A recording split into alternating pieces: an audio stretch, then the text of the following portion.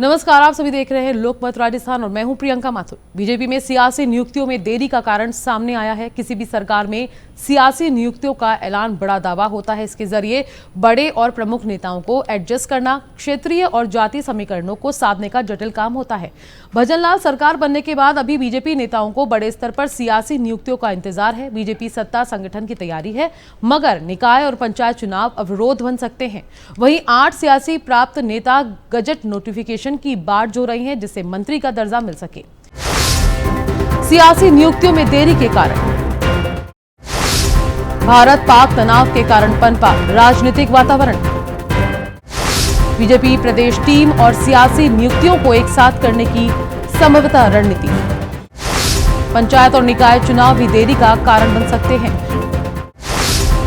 पंचायत और निकाय चुनावों में कई नेता एडजस्ट हो जाएंगे।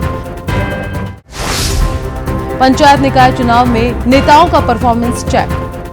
गुजरात में बीजेपी विधायकों की ट्रेनिंग के बाद आस जगी थी कि राजस्थान में सियासी नियुक्तियों का दूसरा दौर देखने को मिलेगा, वो भी करीब 1 साल बाद। भजनलाल सरकार को बने हुए 1.5 साल से अधिक हो गए हैं। कई दिग्गज नेता जिन्हें नियुक्ति का इंतजार है, जिससे उनका सियासी पुनर्वास हो सके। पहलगाम घटनाक्रम और भारत पाक तनाव ने बीजेपी सरकार की प्राथमिकताओं को बदल दिया। नवरात्र भी समाप्त हो गए, लेकिन नियुक्तियों का ऐलान नहीं हुआ। इसके पीछे कुछ तथ्य सामने लाई जा रहे हैं। भजनलाल सरकार के निर्माण के बाद पहली राजनीतिक नियुक्ति का श्री गणेश हुआ ओंकार सिंह लखावत से। उन्हें मंत्री का दर्जा मिल गया और सरकारी संसाधन भी। इसके बाद बीते साल मार्च में भजनलाल सरकार ने 7 बड़ी सियासी नियुक्तियां की थी। ये लोकसभा चुनावों का समय था। इनमें नवसर्जित विश्वकर्मा बोर्ड का गठन भी किया गया, वहीं मंत्री का दर्जा मिलेगा, लेकिन अभी तक ऐसा नहीं हो पाया। अभी तक इस बारे में सरकार की ओर से गजट नोटिफिकेशन जारी नहीं हुआ है।